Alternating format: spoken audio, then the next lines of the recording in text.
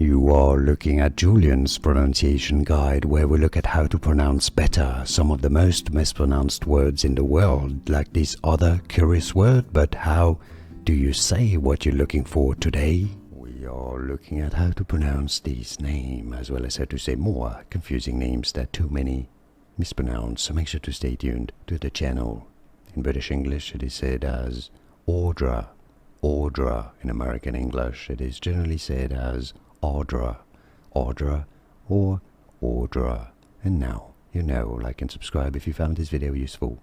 Thanks for your support, and thanks for watching. More videos for you here to learn more.